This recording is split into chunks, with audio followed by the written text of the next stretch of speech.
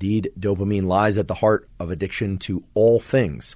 But today we are mainly going to focus on how what we do and how we do it and how we conceptualize those things leads to changes in this amazing molecule in our brain and bodies that we call dopamine. I'm going to teach you what dopamine is and what it is not. There are a lot of myths about the molecule dopamine. We often hear about so-called dopamine hits. Today we are going to dispel many common myths about dopamine, and we are going to talk about how dopamine actually works. We're going to discuss the biology of dopamine, the psychology. We will discuss some neural circuits, and a really exciting aspect of dopamine biology are so-called dopamine schedules.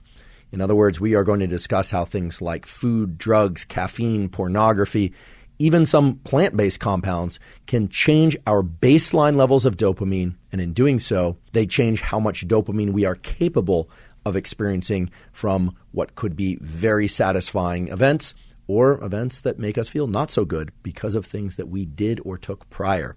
So I promise you it's going to be a vast discussion, but I will structure it for you, and you'll come away with a deep understanding of really what drives you. You will also come away with a lot of tools how to leverage dopamine so that you can sustain energy, drive, and motivation for the things that are important to you over long periods of time.